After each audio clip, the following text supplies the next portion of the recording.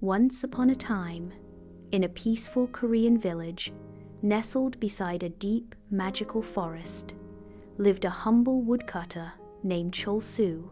He was a kind-hearted man with gentle eyes, and although he lived in poverty, he never complained. Every morning before sunrise, he would head to the mountains with his worn-out axe slung over his shoulder and return late in the evening with bundles of firewood to sell in the market. Chol-soo had no family. His parents had passed away when he was young, and he lived alone in a small wooden cottage that creaked with every breeze. Though life was lonely, Chol-soo found peace in nature. The singing birds, the rustling trees, and the flowing streams were his only friends. A mysterious laughter. One fine spring day, as he wandered deep into the forest in search of quality wood, he heard something unusual, the sound of soft, melodious laughter. Curious, he quietly followed the sound. Pushing through the thick bushes, he stumbled upon a hidden glade he had never seen before. There, in a crystal-clear pond surrounded by cherry blossom trees, bathed 7 ethereal fairies. They laughed and danced, their wings glimmering in the sunlight like golden silk. Their heavenly robes, which allowed them to fly back to their world in the sky, were hanging on a tree nearby. Chol-soo stood there, breathless. Among them, one fairy caught his eye. Soohwa, the youngest of them all. Her face glowed like the morning sun, and her laughter felt like a lullaby. Without thinking, and driven by an unknown force, Chol-soo quietly crept to the tree and took Soohwa's robe, hiding it beneath a pile of leaves. Soon, the fairies finished their bath. One by one, they wore their robes and flew back to the sky except Soohwa. She searched frantically, calling out for her sisters, but they had vanished. Tears rolled down her cheeks as she cried for her lost robe and the way back home. The kind stranger Chol-soo, feeling guilty and yet mesmerized by her beauty, stepped out from the bushes. "Don't be afraid," he said softly. "I saw you crying and wanted to help." Soohwa looked at him with teary eyes. "I've lost something very important. I cannot return home without it." Chol-soo led her to his cottage and offered her shelter.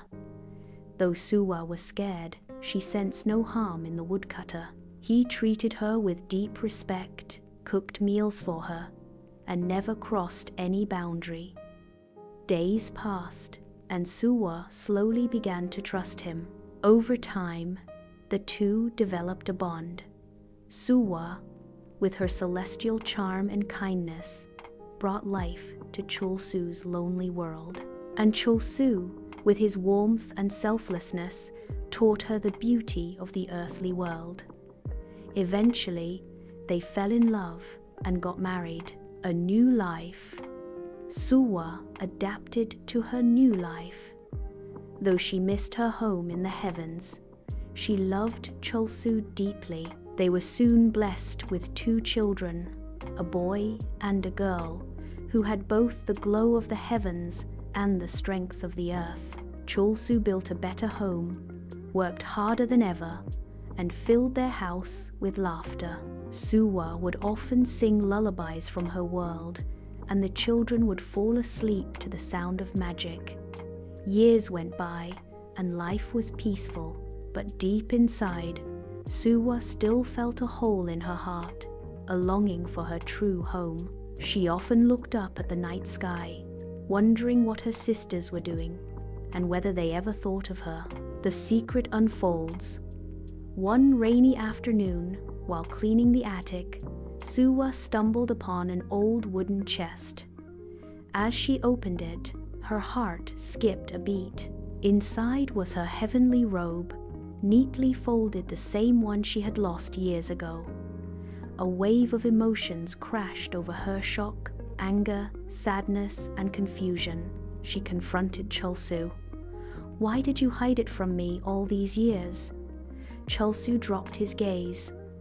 "I was afraid that if you found it, you would leave me," Soohwa cried. "You took away my choice." Chulsu fell to his knees. "I was wrong, but I loved you with all my heart. I didn't want to lose you." Soohwa stood silently, clutching the robe. Her heart was torn between her love for her family and the pain of betrayal. A painful choice that night. Soohwa couldn't sleep. She looked at her children, peacefully sleeping beside her. How could she leave them?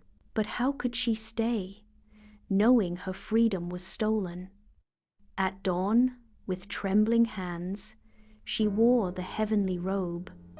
She kissed her children's foreheads and hugged Chulsu tightly. "I forgive you," she whispered. "But I need to go. I need to find who I was before." Then, holding her children close, she ascended into the sky, disappearing into the clouds. Chulsu stood frozen, his heart breaking. His world turned silent once more, a lonely heart. Days turned to weeks, weeks to months. Chulsu wandered the forest, calling out her name. He stared at the skies each night, whispering lullabies he had learned from her. The house felt empty without her laughter. The children's voices echoed, but the warmth was gone. Then one day, as he sat by the magical pond where it all began, an old mountain spirit appeared before him. "You seek what is lost," the spirit said. "Your heart is pure. I shall grant you one chance." The spirit gave him a golden crane, a magical creature that would fly him to the heavens. "Go," said the spirit, "but remember, you can only stay if your soul belongs among the stars." Reunion in the skies. Riding the golden crane, Chulsu soared above the clouds and reached the celestial kingdom. There, he saw Soohwa in a palace made of moonlight, playing with their children. The moment their eyes met, tears flowed. Soohwa ran to him and embraced him. "I never stopped loving you," she said. "I would give my life just to see you again," Chulsu replied. Their reunion brought joy not only to them, but to the entire heavenly realm. Even the fairy queen, Soohwa's mother, was touched by their love. "You may stay," the queen said, "but only if your heart remains pure and you never look back to earth." Chulsu agreed. The final mistake, years passed. Chulsu and Soohwa lived happily in the skies, raising their children in a world of magic. But one day, Chulsu remembered his old mother on earth. The longing to see her one last time consumed him. The queen allowed him to return for one day, riding the golden crane. "You must not delay," she warned. "Return before the final bell of dusk." Chulsu returned to earth, hugged his mother, and shared stories of his celestial life. But as he prepared to return, his mother begged him to stay for dinner. He agreed just a little longer. But he was too late. The golden crane, waiting at the mountain peak, gave one final cry and vanished into the sky. Chulsu ran, but the gates of heaven were now closed, forever apart. From that day on, Chulsu remained on earth, heartbroken once more. He returned to his lonely cottage, staring at the sky every night, whispering the names of his children and his beloved Soohwa. In the celestial kingdom, Soohwa waited at the edge of the clouds, her eyes scanning the earth below, hoping that one day a crane would rise once again, carrying her love back to her arms. They remained in two worlds bound by love, separated by fate. Moral of the story: love is the most powerful magic. but it cannot survive without trust and choice. When you truly love someone, you must let them be free. True love will return not through force, but through faith and honesty.